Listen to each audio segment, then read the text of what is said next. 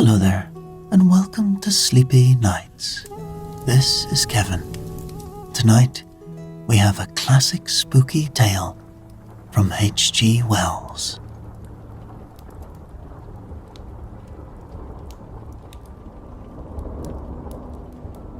I can assure you, said I, that it will take a very tangible ghost to frighten me. And I stood up before the fire, with my glass in my hand. It is your own choosing, said the man with the withered arm, and glanced at me. 28 years, said I have lived, and never a ghost have I seen as yet. The old woman sat staring hard into the fire, her pale eyes wide open. Aye, she broke in, and 28 years you have lived, and never seen the likes of this house, I reckon. There's a many things to see when one's still but 28. She swayed her head slowly from side to side. A many things to see and sorrow for. I half suspected the old people were trying to enhance the spiritual terrors of their house by their droning insistence. I put down my empty glass on the table and looked about the room and caught a glimpse of myself, abbreviated and broadened to an impossible sturdiness, in the queer old mirror at the end of the room. Well, I said, if I see anything tonight, I shall be so much the wiser, for I come to the business with an open mind.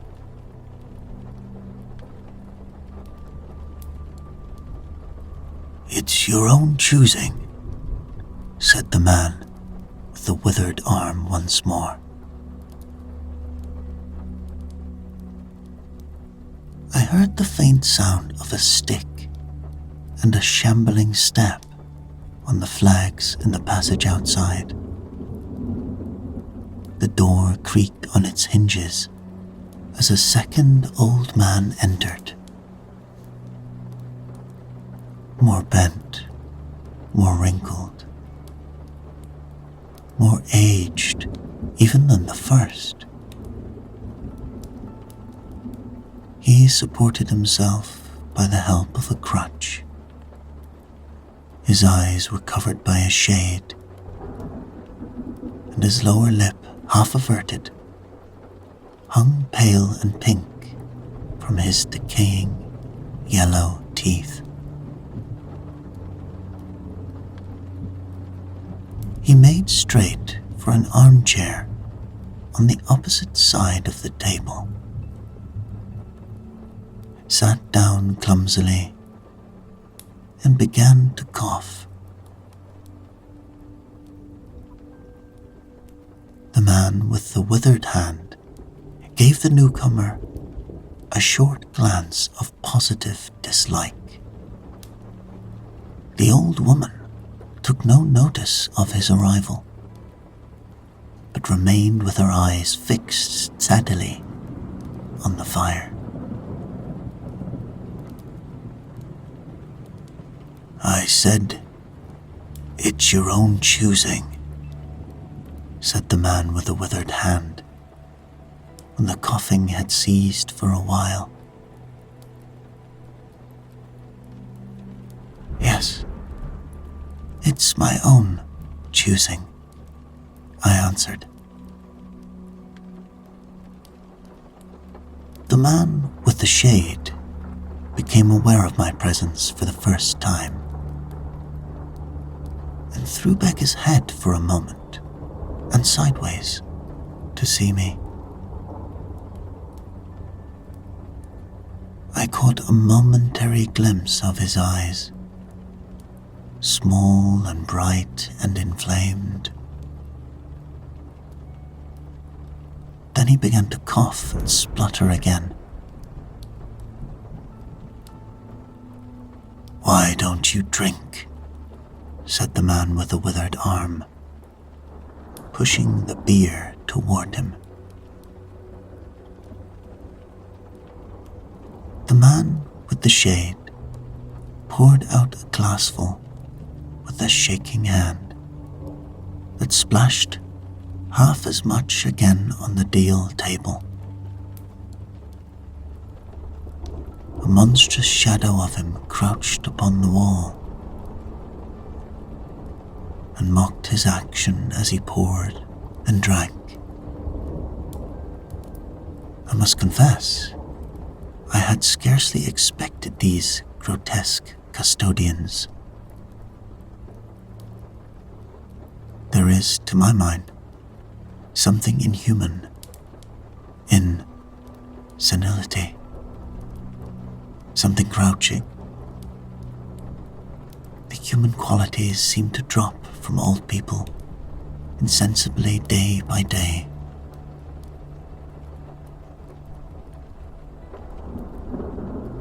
The three of them made me feel uncomfortable with their gaunt silences, their bent carriage, their evident unfriendliness to me and to one another.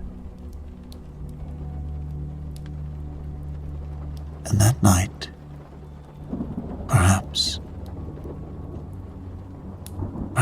I was in the mood for uncomfortable impressions.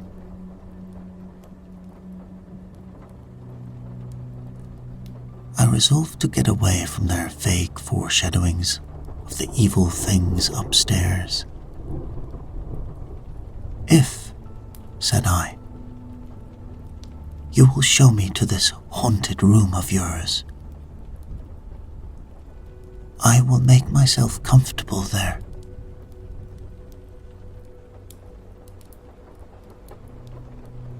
The old man with the cough jerked his head back so suddenly that it startled me, and shot another glance of his red eyes at me from out of the darkness under the shade. But no one answered me. I waited a minute, glancing from one to the other. The old woman stared like a dead body, glaring into the fire with lackluster eyes.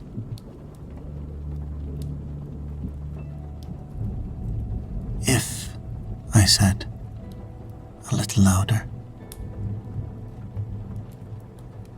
"if you will show me to this haunted room of yours, I will relieve you from the task of entertaining me."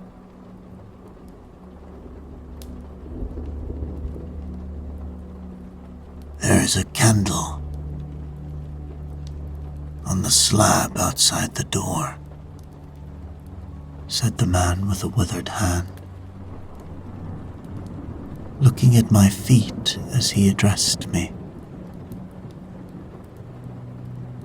"But if you go to the Red Room tonight, this night of all nights," said the old woman softly, "then you go alone."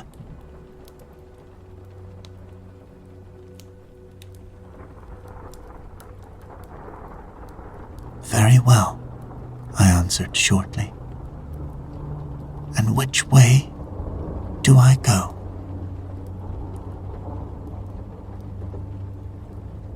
Go along the passage for a bit, said he, nodding his head on his shoulder at the door, until you come to a spiral staircase. And on the second landing is a door covered with green baize. Go through that, down the long corridor to the end. And the red room is on your left, up the steps.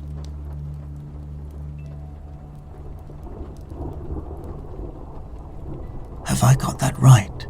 I said, and repeated his directions. He corrected me in one particular. Are you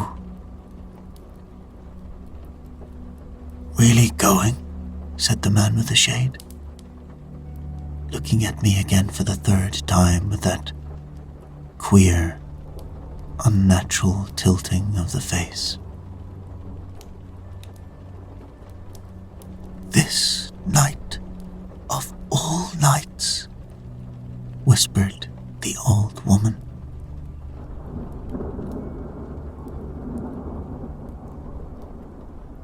It is what I came for, I said, and moved toward the door. As I did so, the old man with the shade rose and staggered round the table so as to be closer to the others and to the fire. At the door, I turned and looked at them and saw they were all close together, dark against the firelight, staring at me over their shoulders with an intent expression on their ancient faces.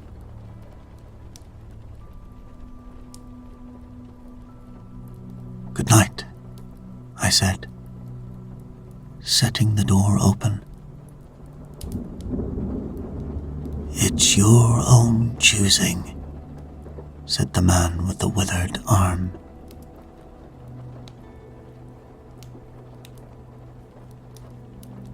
I left the door wide open until the candle was well alight, and then I shut them in and walked down the chilly, echoing passage.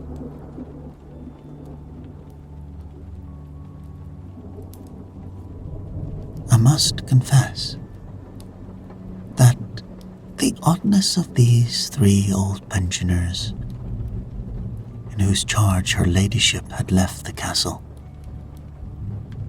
and the deep-toned, old-fashioned furniture of the housekeeper's room in which they foregathered, had affected me curiously, in spite of my effort to keep myself at a matter-of-fact phase. They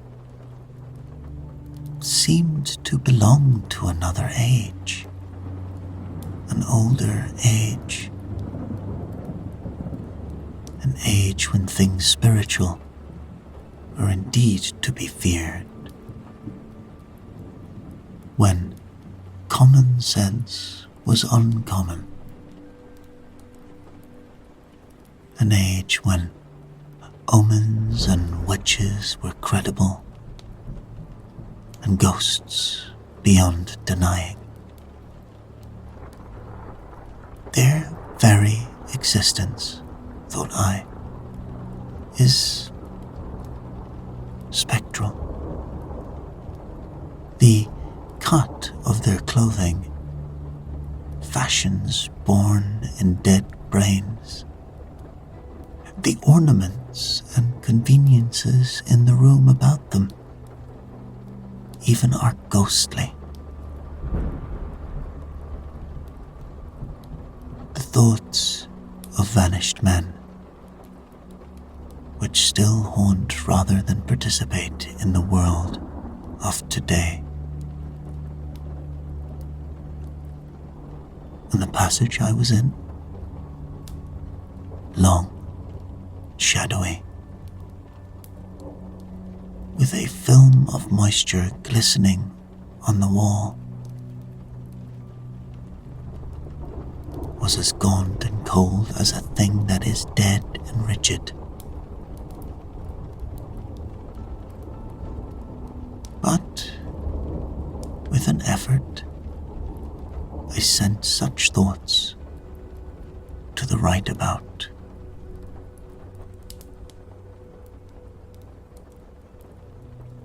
The long, drafty subterranean passage was chilly and dusty, and my candle flared and made the shadows cower and quiver. The echoes rang up and down the spiral staircase, and a shadow came sweeping up after me, and another fled before me into the darkness overhead. I came to the wide landing and stopped there for a moment, listening to a rustling that I fancied I heard creeping behind me, and then, satisfied of the absolute silence, pushed open the unwilling maze door and stood in the silent corridor.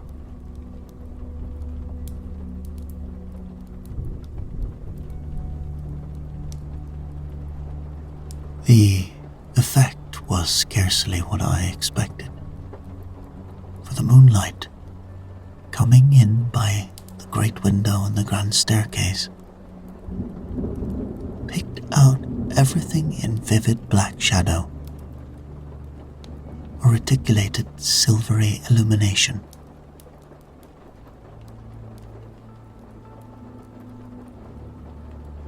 Everything seemed in its proper position. The house might have been deserted on the yesterday instead of 12 months ago. There were candles in the sockets of the sconces, and whatever dust had gathered on the carpets or upon the polished flooring was distributed so evenly as to be invisible in my candlelight.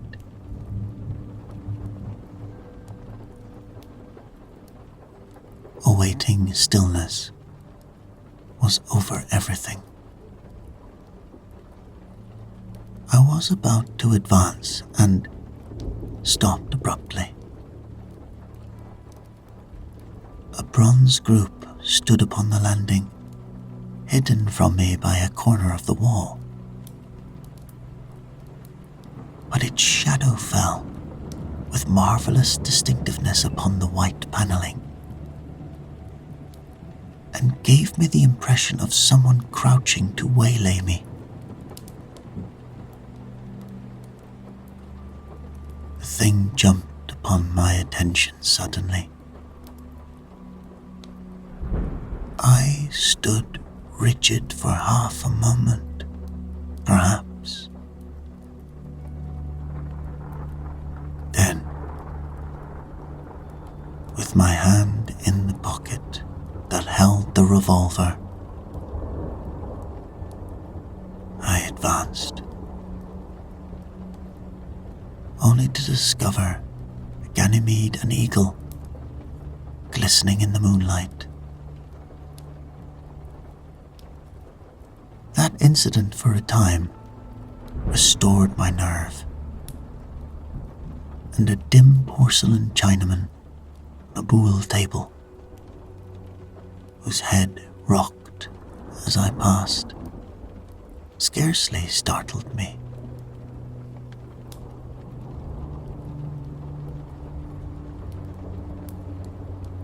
The door of the red room and the steps up to it were in a shadowy corner. I moved my candle from side to side in order to see clearly the nature of the recess in which I stood before opening the door.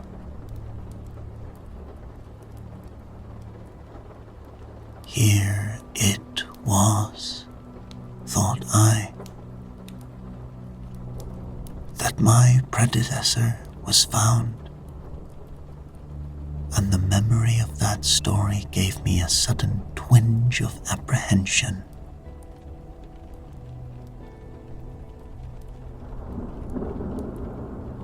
I glanced over my shoulder at the black Ganymede in the moonlight and opened the door of the red room rather hastily, with my face half turned to the pallid silence of the corridor.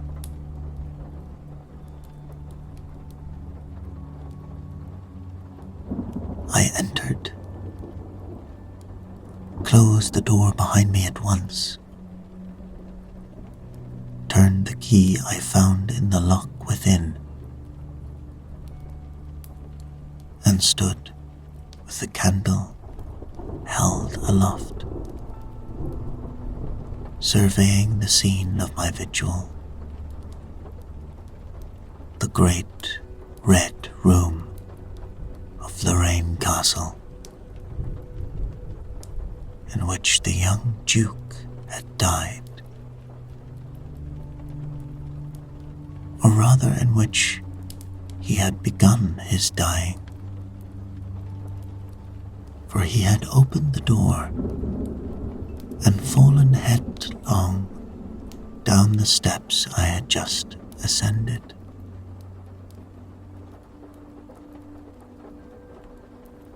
That had been the end of his vigil,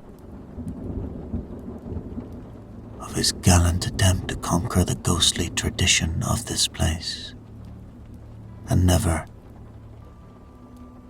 I thought, had a Boxley better served the ends of superstition.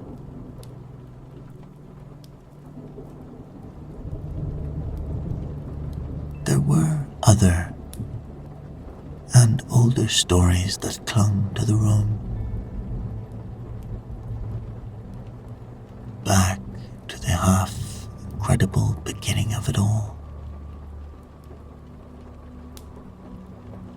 The tale of a timid wife and the tragic end that came to her husband's jest of frightening her.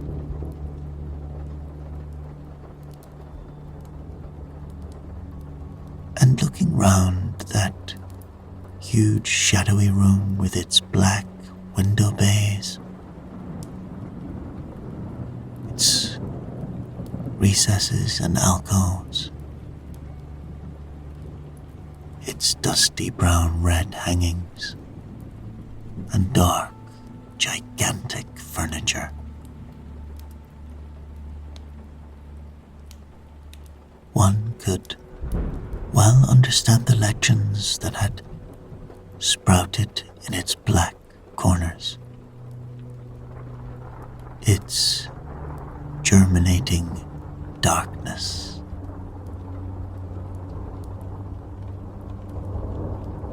My candle was a little tongue of light in the vastness of the chamber.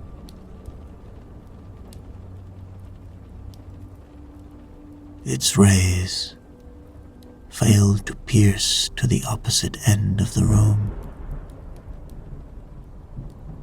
and left an ocean of dull red mystery and suggestion, sentinel shadows and watching darkness beyond its island of light. and the stillness of desolation brooded over it all.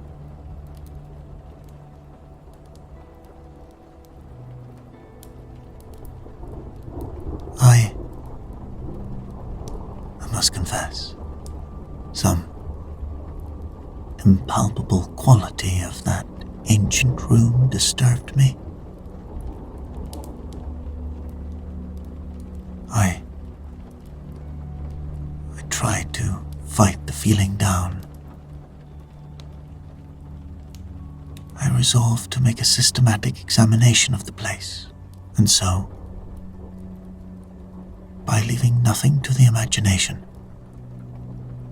dispel the fanciful suggestions of the obscurity before they obtained a hold upon me.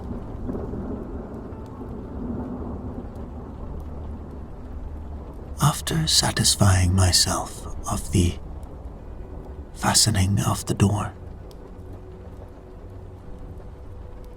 I began to walk around the room, peering round each article of furniture, tucking up the valances of the bed and opening its curtains wide.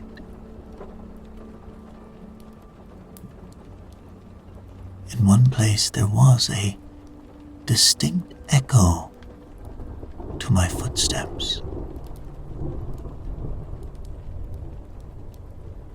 The noises I made seemed so little that they enhanced rather than broke the silence of the place.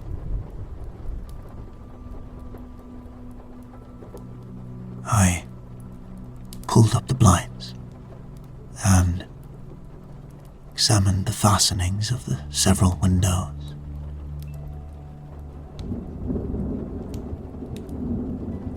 Attracted by the fall of a particle of dust, I leaned forward and looked up the blackness of the wide chimney. Then, trying to preserve my scientific attitude of mind, I walked around and began tapping the oak paneling for any secret opening. But I desisted before reaching the alcove.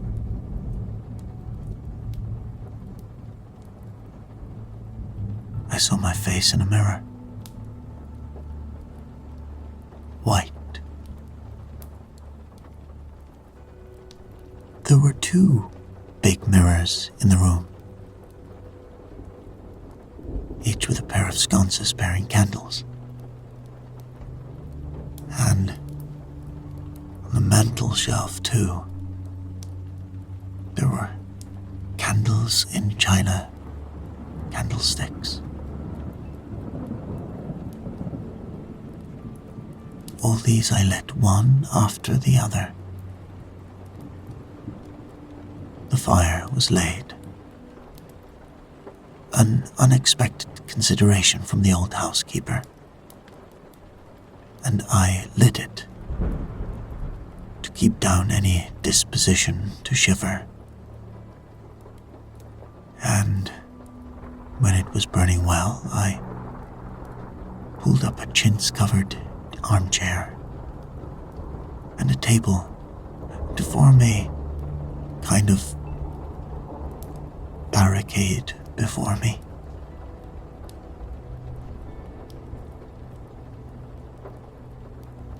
On this I lay my revolver, ready to hand.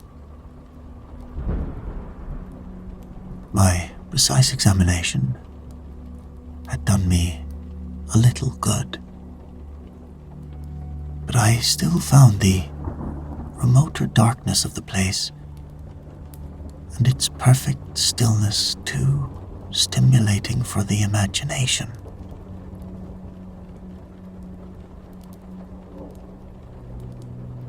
The echoing of the stir crackling of the fire was no sort of comfort to me.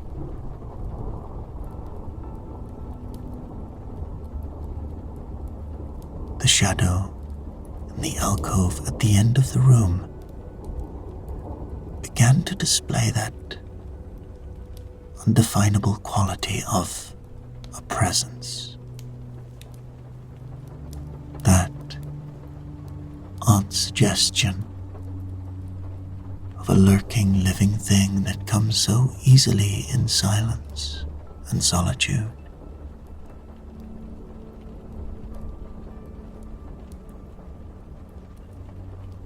And to reassure myself, I walked with the candle into it and satisfied myself that there was nothing tangible there, nothing.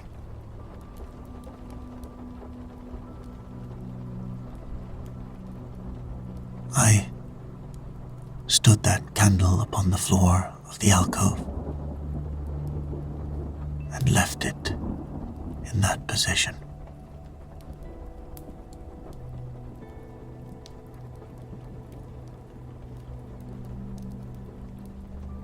By this time, I was in a state of considerable nervous tension. Although, to my reason, there was no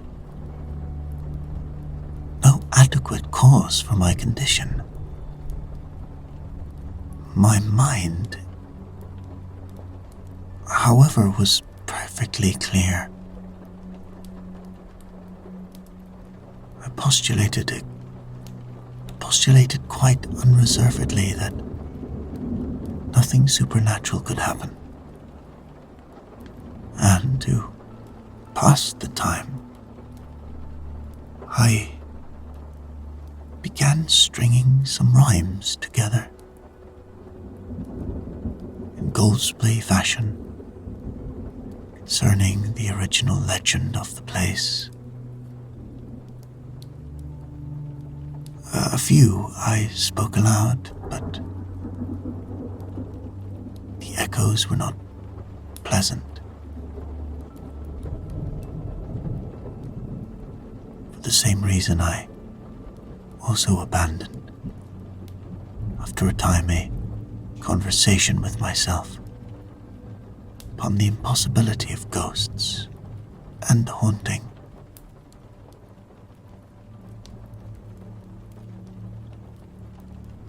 My mind reverted to the three old and distorted people downstairs, and I tried to keep it upon that topic.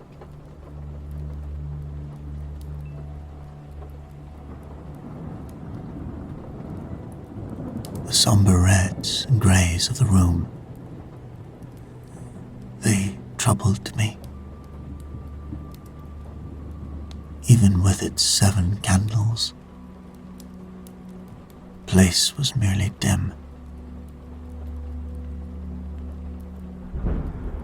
The light in the alcove flaring in a draught, the fire flickering, kept the shadows, penumbra perpetually shifting and stirring in a noiseless, flighty dance.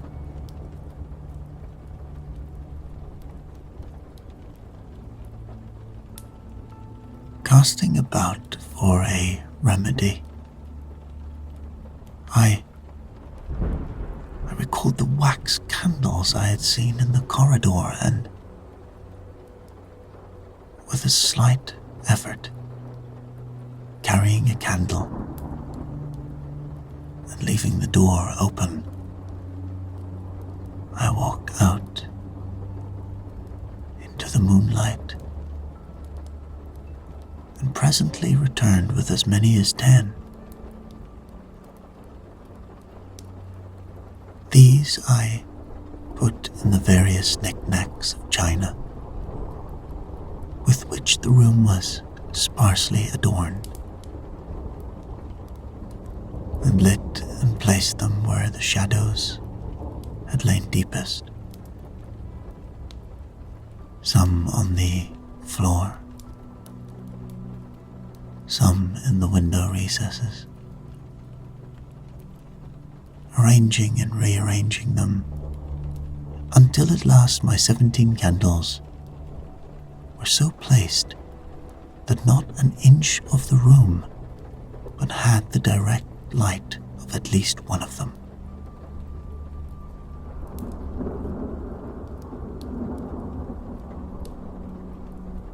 It occurred to me that when the ghost came, I could warn him not to trip over them.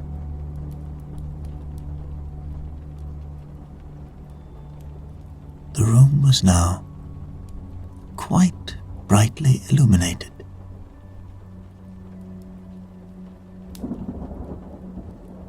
There was something very cheering, reassuring in these little silent, streaming flames, and to notice their steady diminution of length offered me an occupation, gave me a reassuring sense of the passage of time.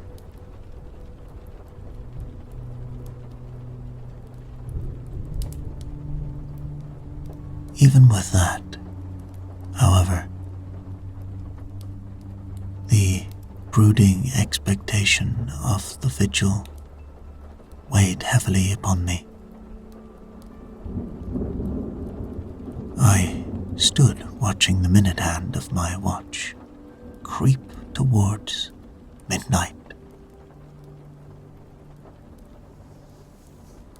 Then something happened in the alcove.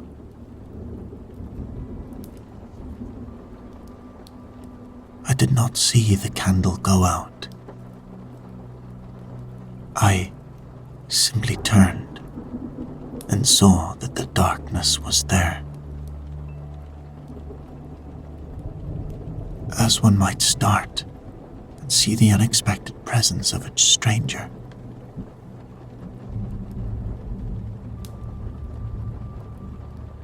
The black shadow had sprung back to its place. "By Jove," said I aloud, recovering from my surprise. "That draft's a strong one."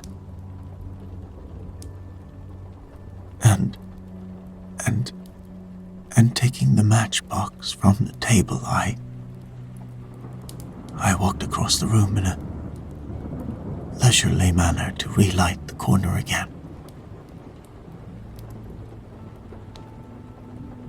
My first match would not strike, and as I succeeded with the second, something seemed to blink on the wall before me.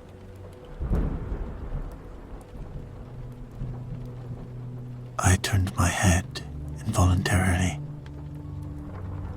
and saw that the 2 candles on the little table by the fireplace were extinguished.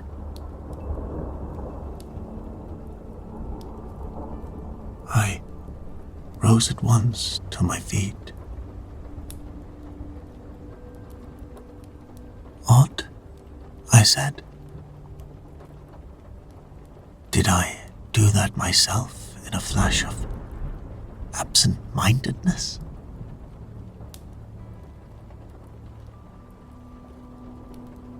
I walked back, relit one, and as I did so I saw the candle in the right sconce of one of the mirrors wink and go right out. And almost immediately its companion followed it. The flames vanished, as if the wick had been suddenly nipped between a finger and thumb, leaving the wick neither glowing nor smoking, but black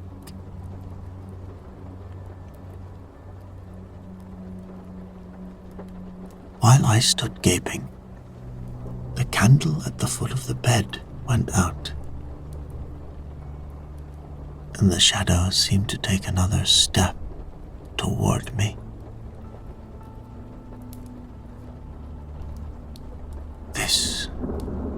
This won't do, said I. And first one, then another candle on the mantel shelf followed. "What's up?" I cried, with a queer high note getting into my voice somehow.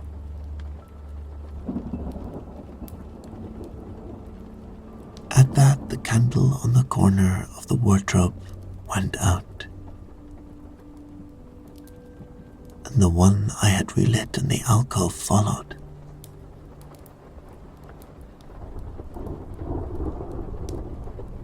"Steady on," I said. "Those candles are wanted," speaking with a half-hysterical facetiousness,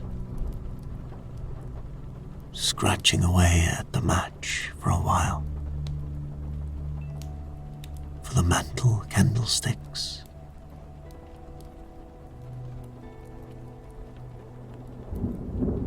My hands trembled so much that twice I missed the rough paper of the matchbox. As the mantel emerged from darkness again, 2 candles in the remoter end of the room were eclipsed. But with the same match, I also relit the larger mirror candles, and those on the floor near the doorway, so that for the moment I seemed to gain on the extinctions. But then,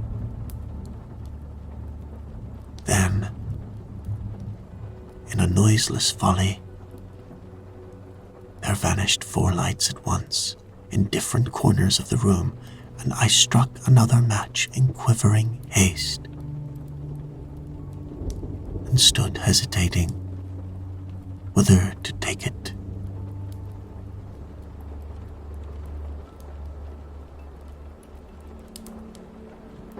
As I stood undecided, an invisible hand seemed to sweep out the 2 candles on the table.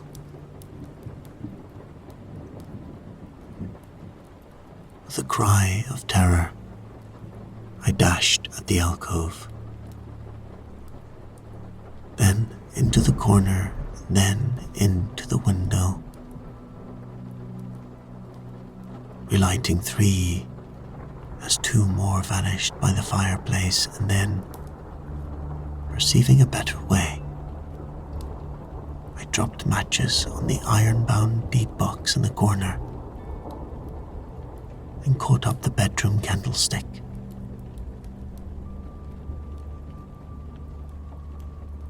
With this, I avoided the delay of striking matches. But for all that the steady process of extinction went on, the shadows I feared and fought against returned, and crept in upon me.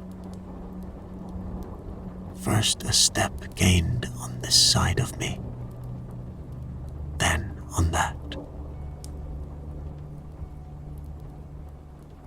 I was now almost frantic with the horror of the coming darkness, and my self-possession deserted me.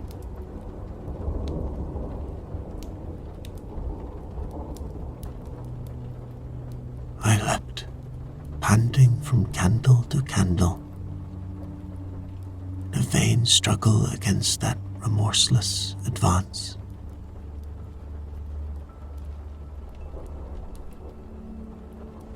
I bruised myself in the thigh against the table, I sent a chair headlong. I stumbled and fell and whisked the cloth from the table in my fall.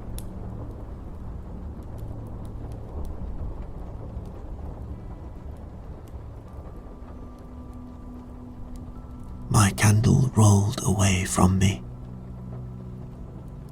and I snatched another as I rose.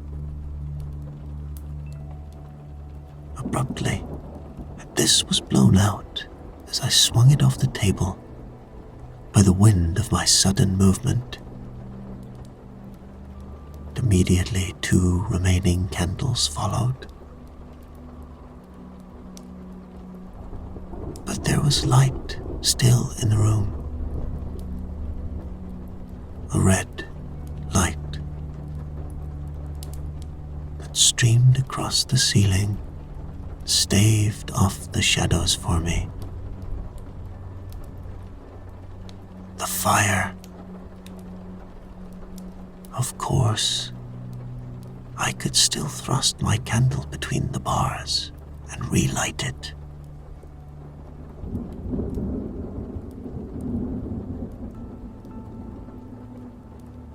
I turned to where the flames were still dancing between the glowing coals,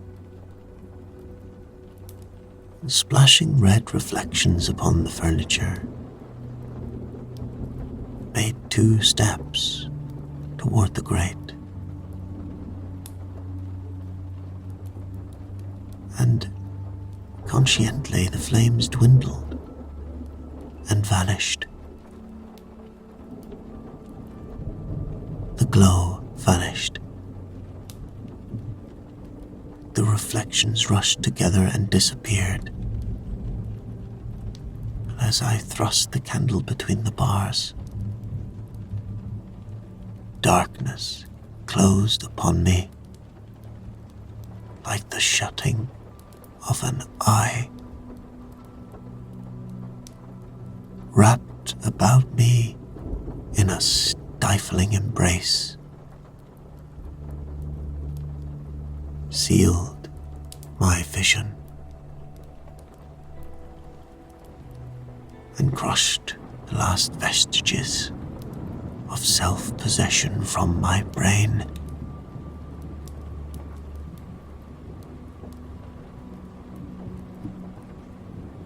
And it was not only palpable darkness,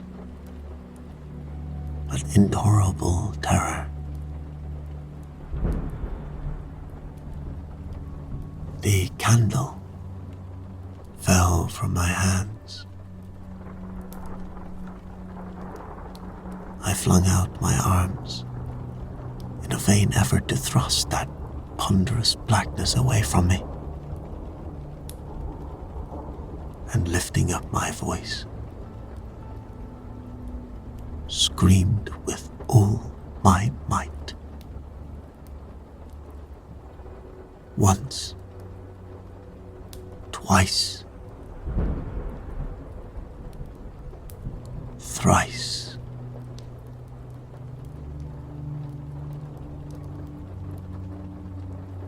Then, I think I must have staggered to my feet. I know I thought suddenly of the moonlit corridor, and with my head bowed and my arms over my face, made a stumbling run for the door.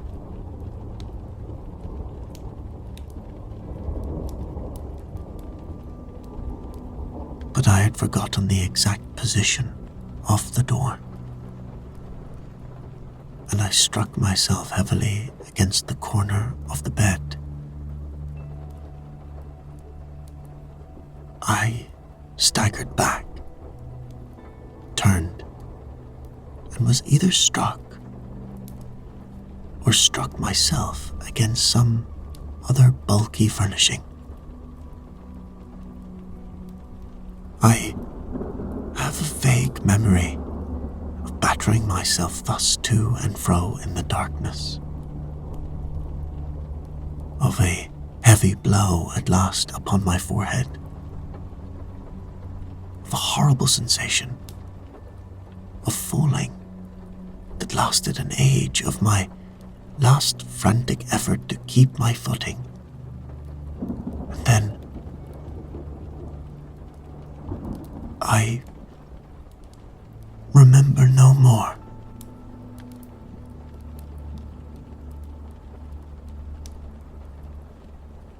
I opened my eyes in daylight.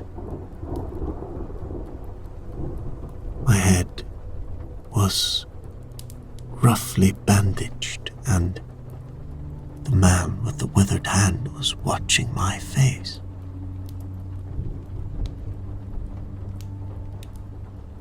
I looked about me, trying to remember what had happened. And for a space I could not recollect.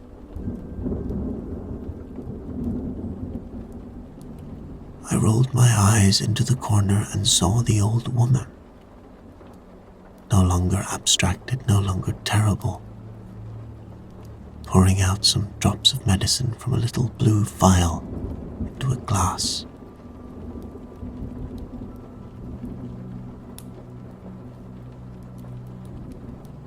Where am I? I said. I seem to remember you, and yet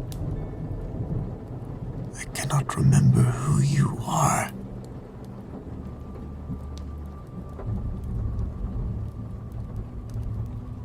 They told me then, and I heard of the haunted Red Room as one who hears a tale. We found you at dawn, said he, and there was blood on your forehead and lips.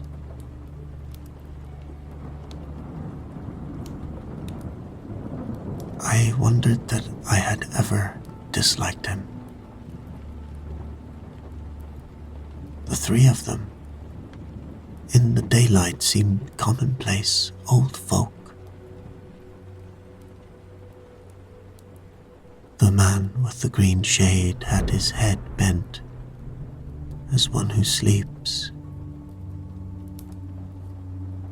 It was very slowly I recovered the memory of my experience.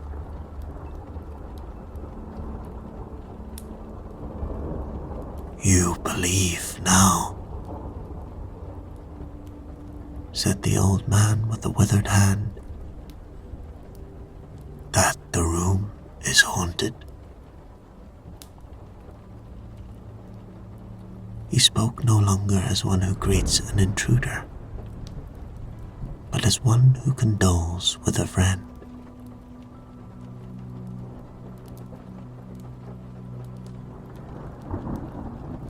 Yes, said I. The room is haunted. And you have seen it. And we, who have been here all of our lives, have never set eyes upon it, because we have never dared. Tell us, is it truly the old Earl who... No, said I. It is not. I told you so, said the old lady with the glass in her hand.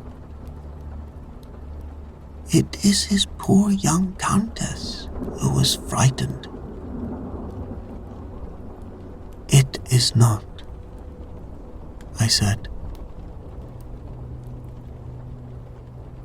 There is neither ghost of Earl nor ghost of Countess in that room. There is no ghost there at all, but worse, far worse, something impalpable.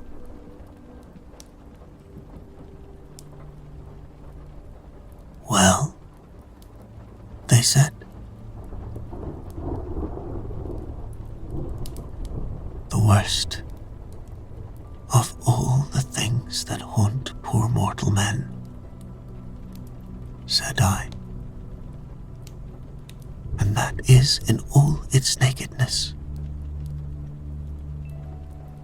Fear. Fear that will not have light nor sound,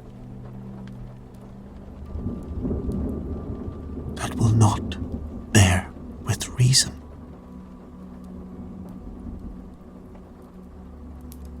That deafens and darkens and overwhelms. It followed me through the corridor. It fought against me in the room. I stopped abruptly. There was an interval of silence.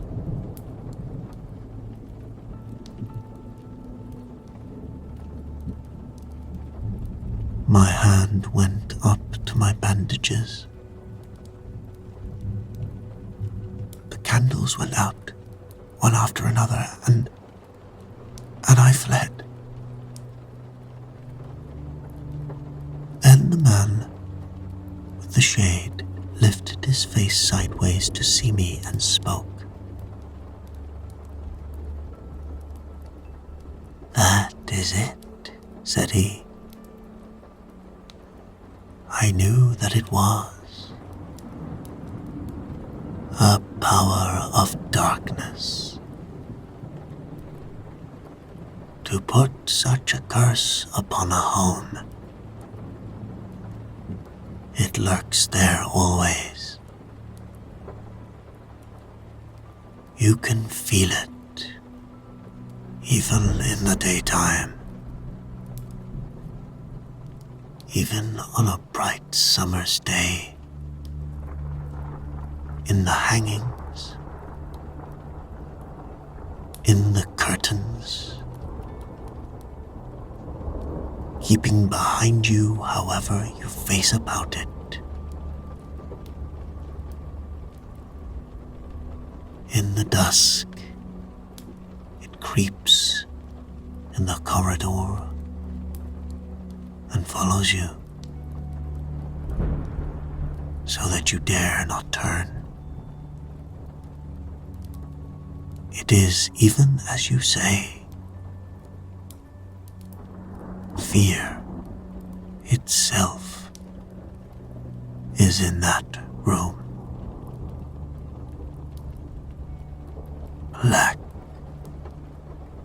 fear.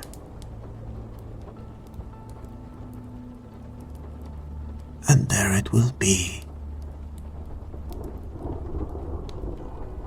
so long as this house of sin endures.